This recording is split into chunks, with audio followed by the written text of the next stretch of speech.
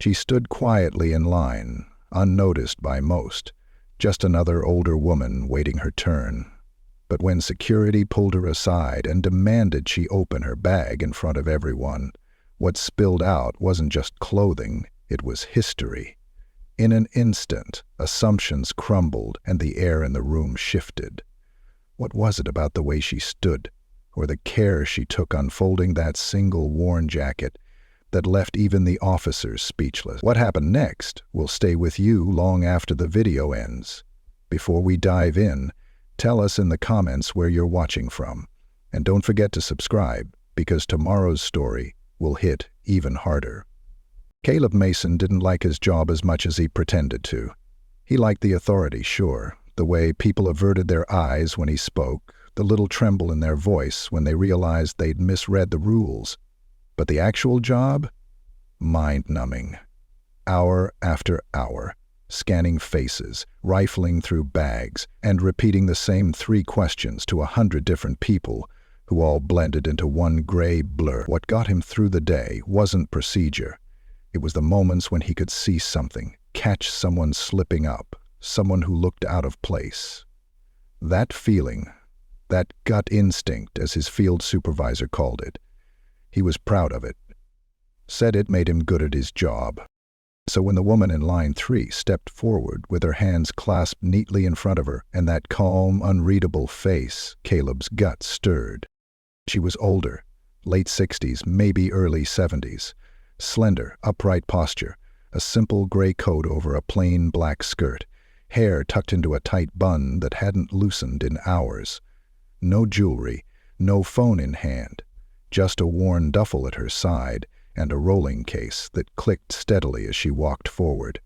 There was nothing visibly wrong with her papers when she passed them to him, an expired federal ID, accompanied by an official appointment letter, but something in her demeanor made Caleb pause. "You know this is expired, right?" he said flatly, holding the ID up between 2 fingers. She nodded once. "The letter should suffice. It's from the office I'm here to visit." Her voice was smooth, not defensive, not nervous, just matter-of-fact. That didn't sit right with him either. Caleb turned the letter over once, twice, as if doing so would reveal something hidden beneath the seal. Purpose of visit? Personal matter. Her eyes didn't flicker, not even a blink. That annoyed him more than it should have. The people who had nothing to hide always squirmed a little, even if just from discomfort. But she stood there like she was the one doing the screening, like she was waiting for him to move along. He didn't. "Step aside for secondary screening," he said. He didn't raise his voice, but he didn't whisper it either. Several heads turned. The woman didn't argue. She turned her rolling case toward the partitioned table near the glass divider and waited. Caleb called over Colton. Brian Colton had been here long enough to grow comfortable in the dullness of the job. Late 40s, heavier in the face, less hair each year, and zero desire to create ripples. He looked up from his clipboard when he heard Caleb's call. "You sure?" he muttered as they walked over. "She doesn't look like a threat." "Something's off," Caleb whispered back. "Trust me." Stephanie Blanchard stood by the screening table without saying a word. Her hands stayed folded in front of her. When they asked her to place her belongings on the table, she did so, silently. The duffel, older than most of the bags that passed through here, made a dull sound as she lifted it. Caleb gestured toward it. "Let's start with this one." She nodded. "May I request a private screening?" she asked. Her voice was lower this time. Not from fear, but something else. A controlled effort to remain polite, to stay within the lines even as they blurred around her. Caleb looked at Colton, who gave a small shrug. "We can do it here," Caleb said, louder than he needed to. "This will just take a minute." Behind them, the low buzz of morning lines continued.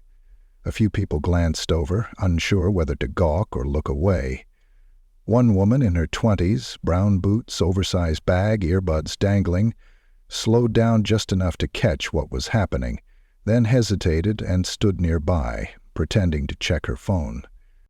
Stephanie said nothing. She unzipped the bag halfway, then paused.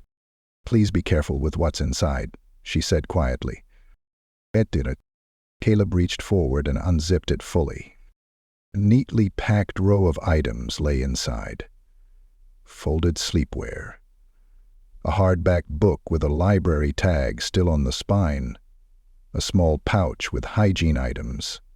Then, at the bottom, wrapped in what looked like a faded cotton towel, was something heavier. Caleb pulled the towel aside, and there it was. A folded military field jacket, olive green, creased precisely in thirds. It looked as if it hadn't been touched in years. Clean, pressed, preserved. He stopped. The room hadn't gone quiet, not really, but something shifted. The woman with the earbuds took a step closer, now clearly watching.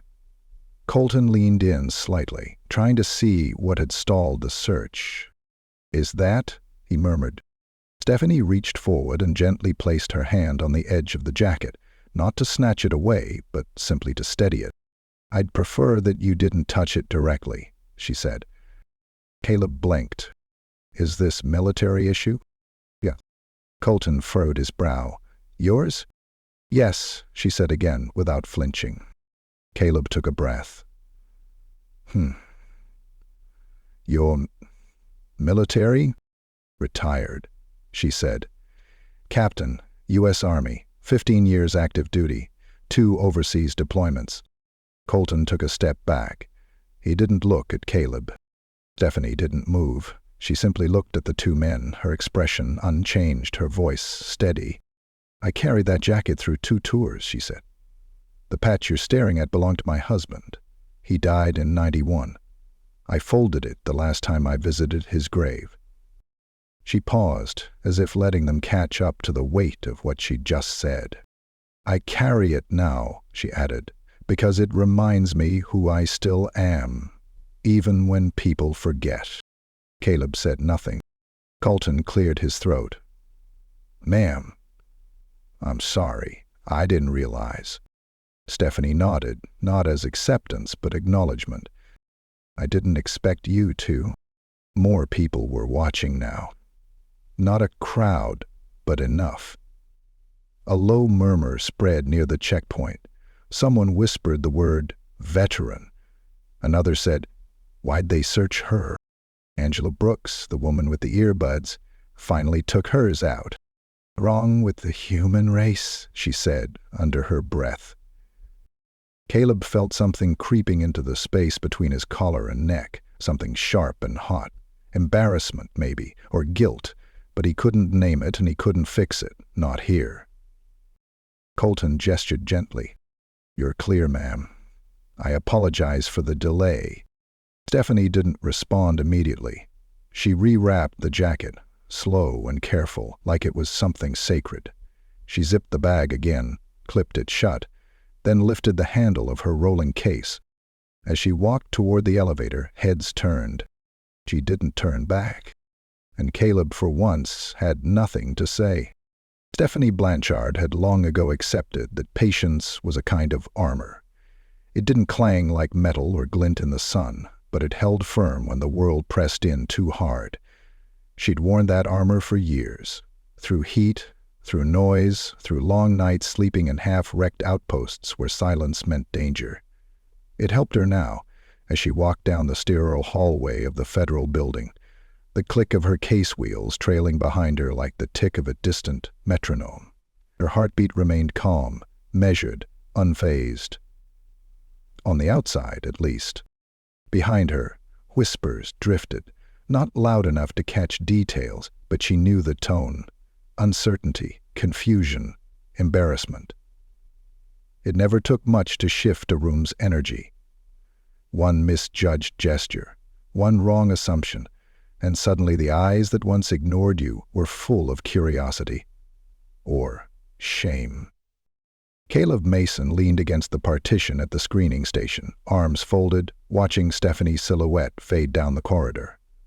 He didn't know what unsettled him more, The stillness in her voice or the look in her eyes when she said, "Even when people forget." It wasn't bitterness, it wasn't sadness. It was something worse, something deeper. It was resignation, worn like a uniform. Colton sidled up next to him, adjusting the strap of his vest, his eyes scanning the growing line of people waiting to be screened. "Don't beat yourself up," Colton muttered, not looking at him. Caleb didn't respond. "You didn't know," Colton added. "She didn't look the part." Caleb finally turned his head, jaw tight. "What's the part supposed to look like?" Colton shrugged, but the question hung there between them. Neither of them answered it.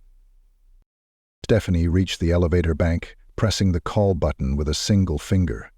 The hallway was quiet here. Off to the side, a cleaning cart stood abandoned, a caution sign leaning against the wall. She could hear the faint hum of fluorescent lights overhead and the subtle ding of a floor panel settling unevenly behind her. It all felt sterile, like the world had stripped itself of warmth just for this building. She reached into her coat pocket and touched the edge of the letter, the one she had shown Officer Mason. Folded 3 times, government seal still intact. It had arrived 2 weeks earlier, typed on the same kind of paper she used to issue orders on. Her name printed in bold at the top. "A procedural audit," it said.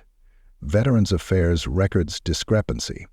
Please present yourself for an in-person review with original documentation of service." No apology. No context. Just a date, a time, and a location. She didn't need context to understand. Bureaucracy rarely offered it. The elevator doors opened with a soft chime and Stephanie stepped inside. She pressed the button for the 3rd floor and stood perfectly still, arms at her sides. There was no one else with her, but the air felt crowded with memory. As the elevator began to ascend, her mind drifted not back to the checkpoint, not even to the jacket, but further. To the morning she'd folded that jacket for the last time, the silence in her bedroom broken only by the creak of old furniture and the faint buzz of distant lawnmowers. Her hands had trembled, just slightly, not from weakness, but from the gravity of the act. Derek had worn that jacket the first time they met, Fort Bragg, 1986. She'd been junior then, still unaccustomed to barking orders that men twice her age would follow without blinking. But Derek, he never blinked. He just listened. Closely, kindly. It unnerved her at first, that calm he carried in every step. He wore his trauma like armor, too. But his was softer around the edges, like worn leather, like trust. The elevator stopped. 3rd floor. Stephanie stepped out and followed the corridor signs to room 3B.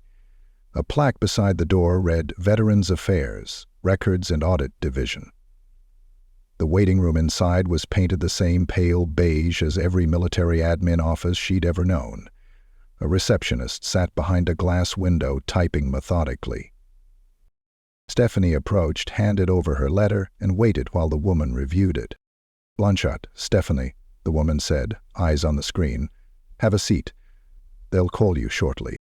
Stephanie nodded once, took the nearest chair, and folded her hands in her lap. Back downstairs, Caleb paced near the X-ray machine. He hated that he was still thinking about her.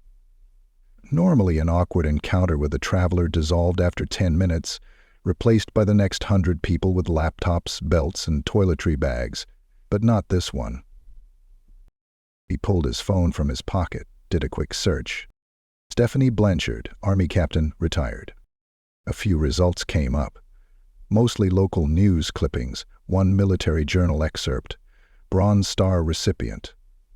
Deployed in the Gulf, then again in Afghanistan years later. Medically discharged in 2004 after an IED strike near Kandahar left 2 members of her unit dead. She had survived. Barely. He clicked one article. A photograph showed her in uniform, standing beside a younger version of Officer Colton. Now that was a surprise, with an entire platoon behind them. Smiles, dust on their boots, eyes that hadn't yet seen everything. Caleb blinked and then scrawled. One quote from Stephanie, printed in bold at the bottom. Service doesn't end when you take off the uniform. That's the part no one tells you. He pocketed the phone, swallowed hard. A traveler passed through the metal detector, arms out, shoes off. Caleb barely noticed. Colton raised an eyebrow from across the room. You look like you saw a ghost. Caleb exhaled. I think I might have. Upstairs, Stephanie heard her name called from the far door. A man in a tan shirt with a Veterans Affairs badge gestured her in. His smile was professional but cautious. Thanks for coming in, Ms. Blanchard. This won't take long. She stood, followed him inside, and sat at the table across from him.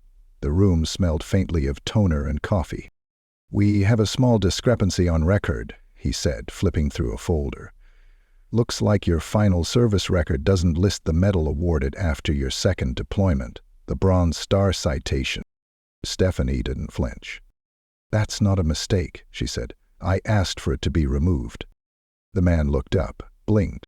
You requested it be stricken? Yes.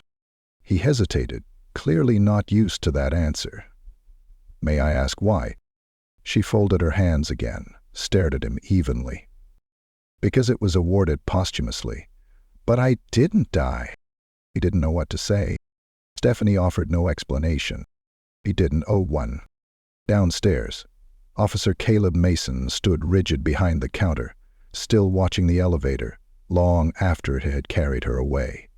Stephanie was back in the lobby by 10:30, 2 IMing, her audit complete and the official letter amended with a fresh stamp.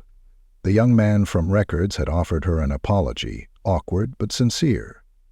She accepted it with a nod, not because it fixed anything, but because dignity often demanded grace, especially when the other person didn't know how much they'd just stepped into. Her steps were slower on the return, her body starting to feel the weight of the day. She clutched the strap of her duffel as she crossed the tiled floor, her grip tightening briefly when she caught sight of the same screening station she'd passed through that morning. Caleb was still there, still watching. She had no interest in lingering, no desire to rehash what had already been handled, but the line had doubled in size now, wrapped around the cordoned lanes and curling toward the far entrance. She angled toward the exit, head high, steps deliberate. She nearly made it. Ma'am? Caleb's voice broke the steady rhythm of the space. Not loud, but loud enough. Stephanie paused, slowly turned. Caleb had stepped out from behind the desk. People in line glanced over. Even the security guards near the scanners looked up, unsure what was happening. It wasn't policy to stop people after clearance, not unless something had gone wrong. Stephanie didn't speak. Her silence was clear. This again. I just wanted to clarify something, Caleb said, taking a slow step forward. This morning, when you came through, I wasn't aware. You didn't need to be, Stephanie interrupted. Her voice wasn't cold, but it was firm, and that somehow made it worse. A few people shifted in line, whispered. Angela Brooks was back again, standing in the far lane, coffee in one hand and a slim portfolio in the other. She recognized the woman immediately. Same coat, same posture, and the same security officer, too. She leaned sideways, whispering to the woman beside her. That's her, the lady from earlier. Stephanie's gaze moved slowly between Caleb and Colton, who had stepped forward now as well, clearly trying to signal something less confrontational. Ma'am, Colton said, voice low, measured. We understand if you were upset by the search earlier. It wasn't meant to disrespect. Stephanie's eyes narrowed slightly, not from hostility, but from experience. She had heard that voice before. In every boardroom where her input had been respected but dismissed. In every after-action report where mistakes were framed as misunderstandings. I asked for a private screening, she said. You refused. You chose the setting. You set the tone. Angela stepped out of line. She didn't even realize she'd done it until her feet were already moving. Her fingers trembled slightly as she clutched her coffee. She didn't know why it bothered her so much. Maybe it was the way the woman had been treated. Maybe it was the silence of everyone else. But something in her didn't want to be quiet anymore. "Let's do it," Angela said. Her voice wasn't loud, but the effect was immediate. Conversations stopped. Heads turned. Caleb blinked. Angela cleared her throat, stepping closer. "You made her open her bag in front of all of us, and none of us said anything. I didn't say anything. I watched her unzip that duffel while people stared like she was hiding something." A murmur passed through the waiting area. A few others nodded, almost involuntarily. The tension twisted in the air like steam. "I'm not trying to cause trouble," Angela added. "But you didn't treat her like just another traveler. You singled her out." Stephanie tilted her head, watching Angela closely now. Not suspicious, just curious. Her posture eased ever so slightly. "She didn't raise her voice," Angela continued. "She didn't argue. She even said, 'Yes, sir.' And still, you pushed?" Caleb looked like he wanted to shrink, but the badge on his chest wouldn't let him. He stood still, caught in a spotlight he couldn't dim. Colton cleared his throat. "Miss, I think we should keep the line moving." "No," said another voice from the crowd. This time it was a man, mid-50s, beard, denim jacket with an American flag pin on the lapel. "Let her speak." Colton's shoulders stiffened. Caleb took a step back. Angela looked toward Stephanie. "If you'd rather I stop, I will." Stephanie studied her for a moment, then nodded once, slowly. "Go ahead." Angela exhaled. "I don't know much about the military," she said, "but I know respect when I see it, and I know what it looks like when someone's had to carry more than they should have, alone." Her words landed softly, but carried weight.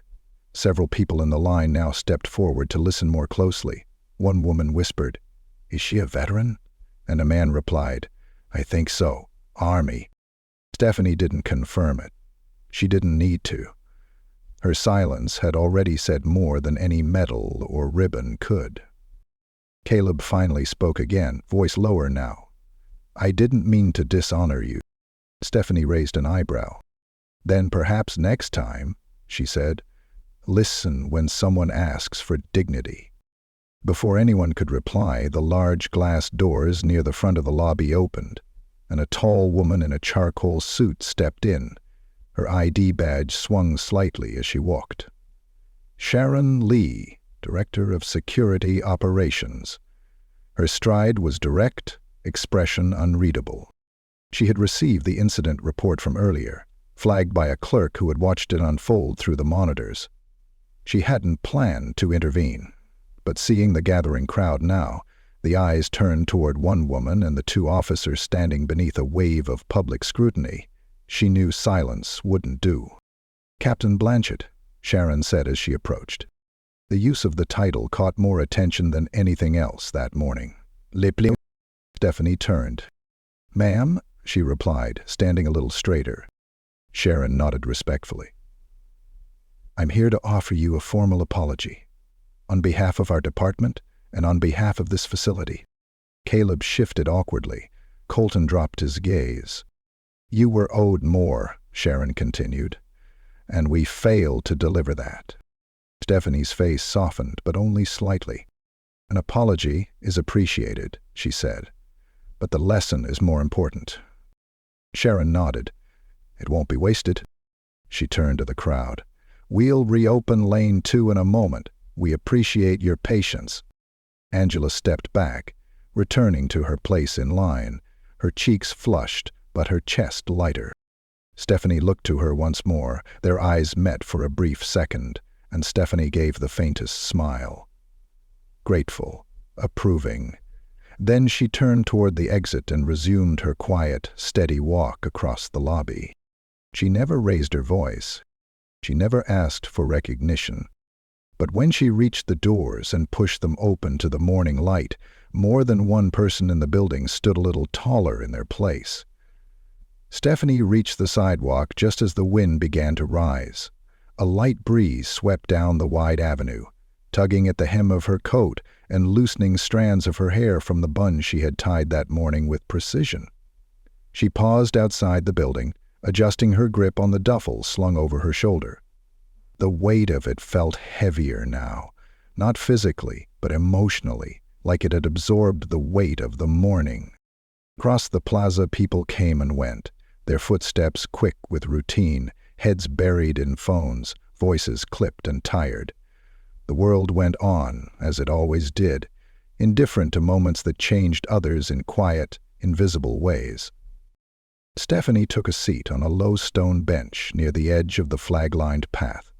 From here she could still see the entrance of the building, glass doors gleaming under the late morning sun.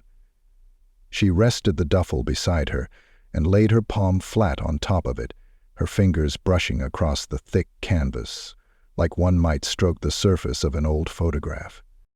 Her mind wandered again, this time back to a different room, a warmer one. Her living room had smelled like fresh pine and coffee the day she folded it. December 15th, 1991. A Sunday. The silence of that morning had stretched on like snowfall, thick and hushed. Derek's boots were still by the front door, his shaving kit unopened on the bathroom sink. She had stared at that jacket for over an hour before touching it, the creases still set from where he'd folded it last himself. She never wore it after that day. Not once. Not even in private. But she kept it close, because some things weren't for forgetting. They were for carrying. Her thoughts were broken by the scrape of footsteps approaching. Angela Brooks stood a few feet away, hesitant, clutching her coffee cup like a peace offering. Stephanie didn't react immediately. She simply watched the young woman, eyes calm, unmoved. Angela finally spoke. "I didn't mean to make a scene. I just couldn't walk away from it again." Stephanie studied her face, the nervous energy beneath the surface, the genuine weight behind her words.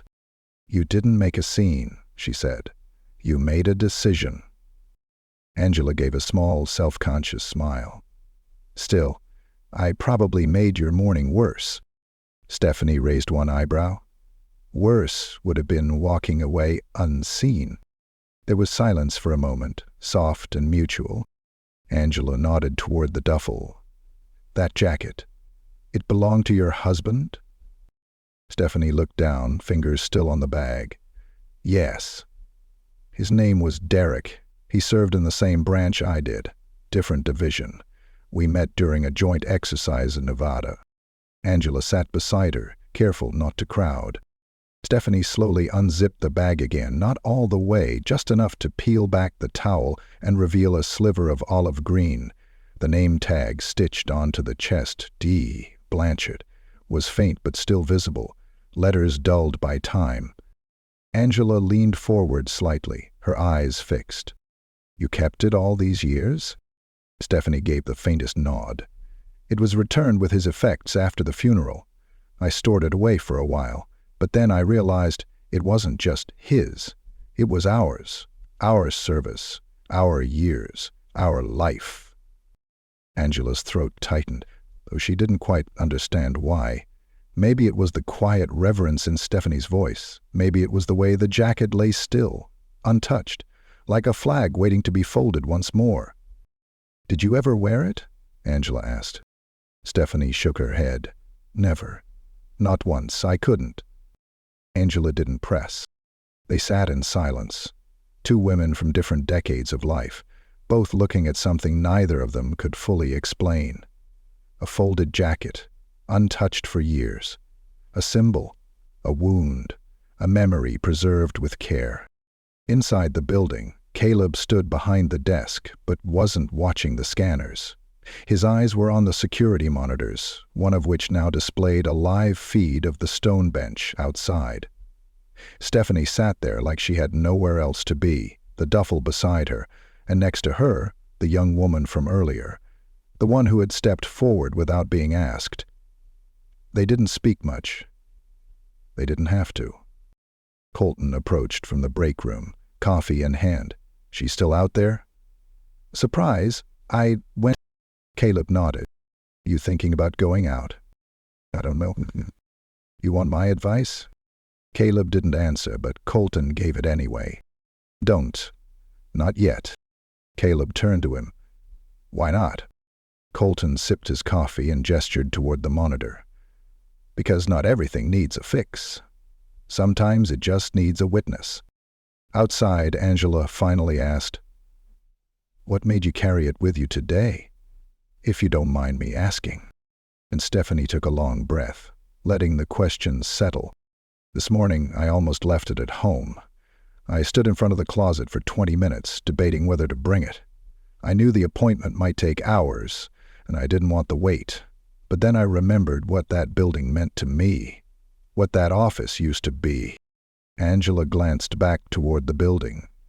"It used to be Personnel Command," Stephanie said, "back in the day, before they remodeled. It's where I received my last orders, the same place I signed my retirement papers." Angela blinked.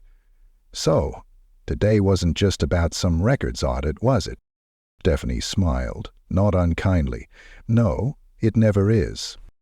Angela looked at her, really looked, and suddenly the whole morning made sense. The silence, the poise, the restrained fire behind those eyes when security prodded her to unzip the bag in public. It wasn't just about humiliation. It was about memory, honor, a moment that deserved peace, not performance. Stephanie re-zipped the bag slowly and set it gently at her feet. "I'm not one for speeches," she said. "But there's something people forget when they see us, the ones who wore the uniform. They think the end of service is the end of purpose. It isn't. It just becomes harder to see." Angela nodded. "I think I understand." "No," Stephanie said gently. "But one day you might." The wind picked up again, sweeping through the flags along the path, making them crack softly in their stands. From inside the building, Sharon Lee stepped toward the entrance doors, her eyes scanning the plaza. She spotted them on the bench, Stephanie and the girl. She didn't interrupt. Not yet. Instead, she pulled her phone from her blazer and tapped a number from memory. "Martin," she said when it picked up. "This is Sharon Lee at the Federal Building. I want to put in a recommendation for a civic commendation. Yes, a civilian, former service member, Captain Stephanie Blanchard." She paused, listening. "No, she didn't save a building or stop an attack," she added. "She reminded an entire room what respect looks like." She hung up. Outside, Stephanie rose from the bench, her posture perfectly upright as she extended a hand to Angela. Angela stood, accepting it. "Thank you," the young woman said. "For what?" Stephanie asked. "For letting me see it." Stephanie gave her a faint nod, then turned toward the street. Her figure moved away from the building, not hurried, not slow, just steady, as if she knew exactly where she was going and didn't need anyone's permission to get there. Angela stood alone for a moment longer, watching the crowd move past her, every footstep echoing louder now that she understood what silence could mean. Stephanie's figure receded down the sidewalk, her steps unwavering despite the morning's fatigue. The streets of downtown were beginning to hum with the rhythm of a typical workday. Horns, shoes clicking across concrete, the occasional laughter from a cafe line. She paid no mind to any of it. Her thoughts had folded inward, like the jacket in her duffel, sealed away and tucked close. Angela Brooks stood motionless outside the building, watching until the veteran was lost in the slow-moving crowd. When she finally turned back toward the doors, her eyes caught a different kind of movement. Deliberate, hesitant. Officer Caleb Mason was standing just inside the vestibule, staring at her like he wanted to say something but wasn't sure how. Angela walked toward him. She pushed the door open without breaking stride and paused just inside the lobby. Caleb stepped forward slightly, his hands fidgeting with the edge of his utility belt. The lobby buzzed around them. But between the two, it felt muted, contained. "You saw her, right?" Angela said softly. You really saw her? Caleb nodded once, jaw tight. I looked up her file after she left. Service record, articles, commendations. Angela folded her arms. I didn't know her story, and I still stood up. What's your excuse? His lips parted, but no words came. I get it, she added. You thought she was being vague. Quiet, not forthcoming. But did you ever stop to think that maybe that silence was earned? That maybe some people don't owe you every piece of who they are the moment you demand it? Caleb's throat bobbed as he swallowed. I didn't mean to. No one means to. But that doesn't change what happened. Her voice didn't rise. It didn't need to. You made her unzip the memory of someone she lost. You made it a spectacle. She started to turn. Wait, he said quickly. I want to apologize. I just don't know if it would matter. Angela looked over her shoulder. Maybe not to her, but maybe it should matter to you.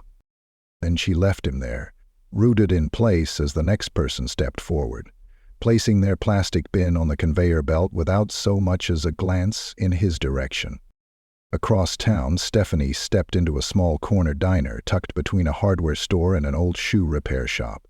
It was the kind of place where the booths were patched with duct tape and the coffee tasted like burnt nostalgia.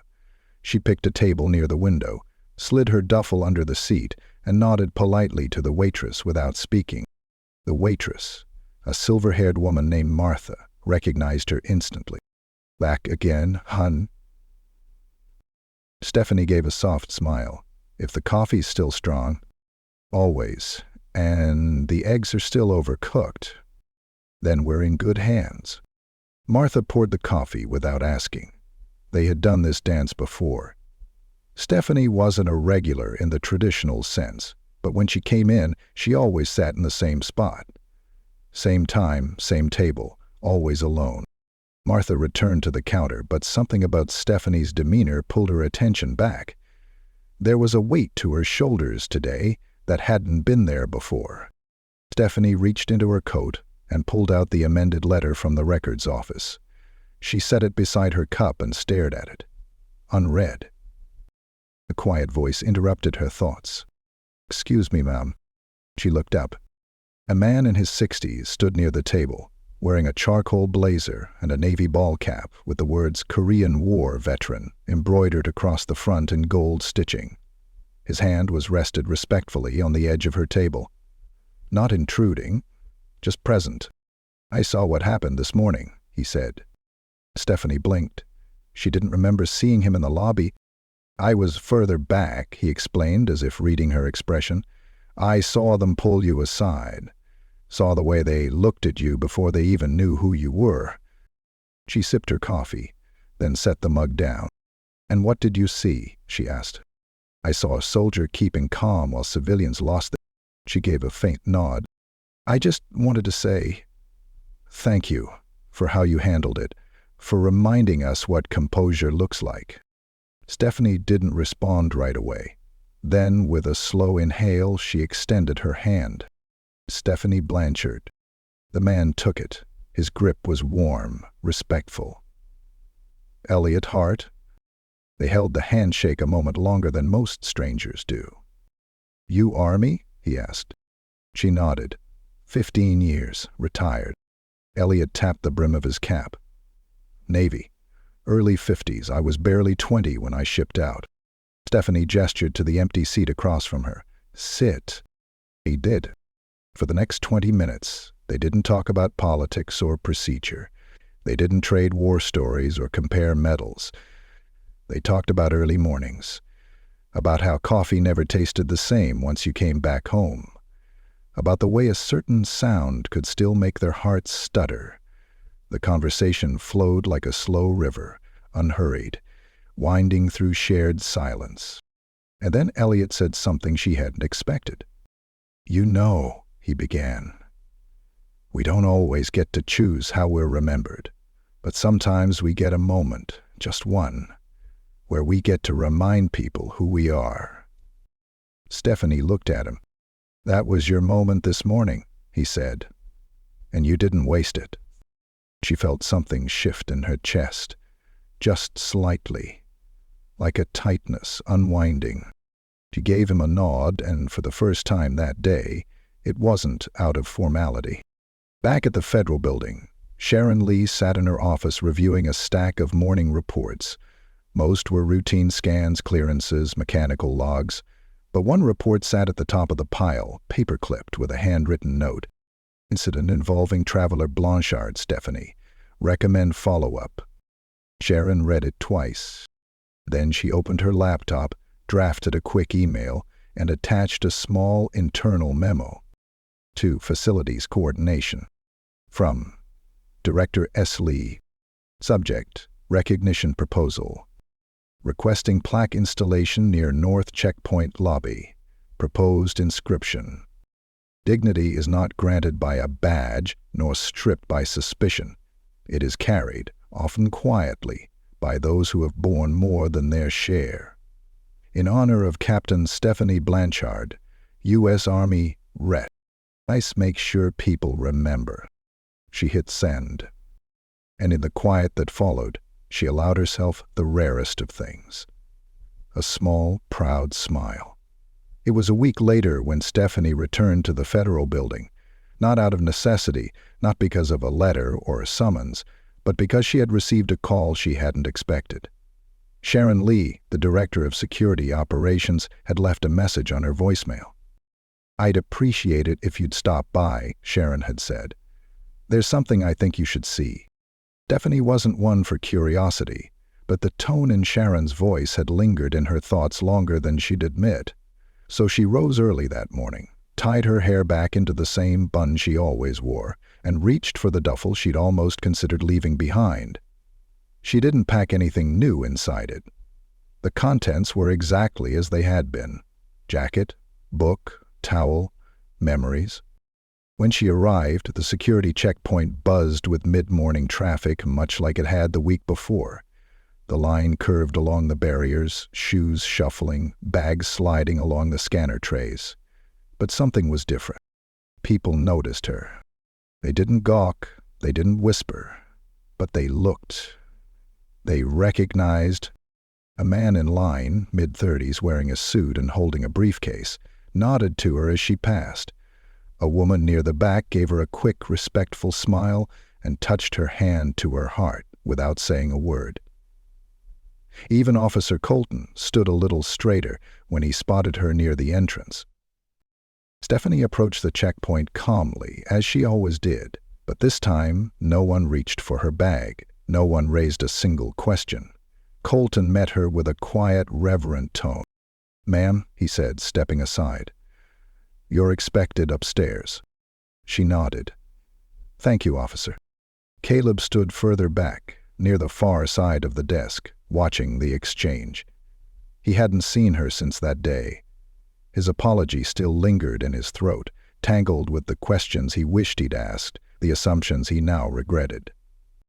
As Stephanie passed, he stepped forward. "Captain Blanchard?" She turned, expression unreadable. "I was wrong," he said. "About everything. About how I saw you. About how I handled it." She didn't soften, but she didn't look away either.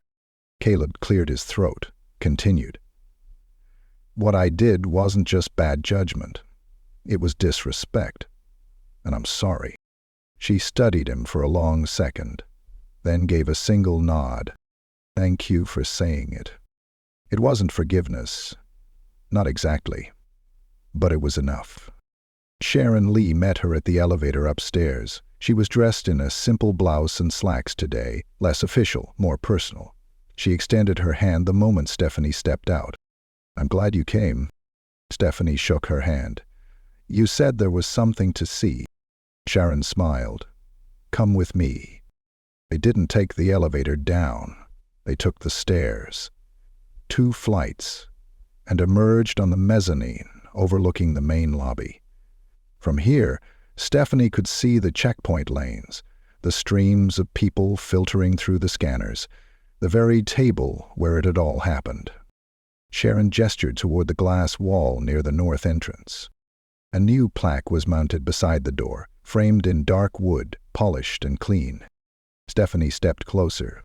Her eyes scanned the inscription, lips moving silently as she read. Dignity is not granted by a badge, nor stripped by suspicion. It is carried, often quietly, by those who have borne more than their share. In honor of Captain Stephanie Blanchard, U.S. Army, Reet. For a long moment, she didn't speak. The silence didn't ask anything of her this time. It offered something instead. Recognition. Sharon stood beside her, hands clasped gently. "I asked around," she said quietly. "Turns out there are a lot of people who remember your name, people who served with you. I heard about Kandahar, about the convoy, about what you did." Stephanie looked straight ahead. Her eyes did not tear, but something inside her eased. "I didn't come back the same," she said. "None of us do." They stood together, letting the low hum of the lobby fill the space between words. "There's more," Sharon added. "Yesterday, we had a meeting with local veterans organizations. We're setting up a rotating exhibit inside this building, one that honors veterans who transitioned back into civilian life right here in our city. Their photos, their stories. I was hoping you'd let us include yours." Stephanie gave her a sideways glance. "That depends." "What? Whether it'll just be a picture? Or something real? Something that tells the truth?" Sharon nodded. "We're not sanitizing anything. We're not skipping the hard parts." "Then yes," Stephanie said. "You can include me."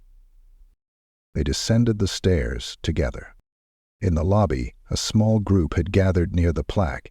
3 young veterans from a local university program, an older woman in a Marine Corps hoodie, and Angela Brooks.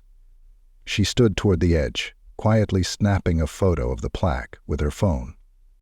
When Stephanie reached the bottom step, Angela looked up and smiled. "You came. I said I would." Angela motioned toward the others. "These folks asked to meet you.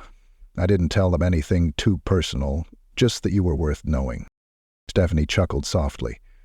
"That's dangerously generous." The group stepped forward one at a time.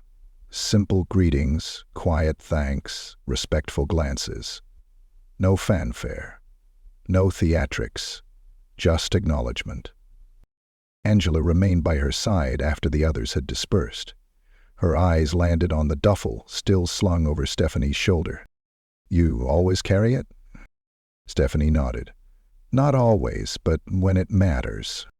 Angela reached into her coat pocket and pulled out something small, a folded piece of stationery. "I wrote this the night after I met you," she said, handing it over. "I didn't know if I'd get to give it to you in person." Stephanie opened it slowly. Inside, a few handwritten lines in neat script. "You reminded me that strength doesn't always shout. Sometimes it stands quietly until the world has no choice but to listen." Stephanie folded the note and placed it gently in the side pocket of her duffel. She turned toward the doors, her journey complete.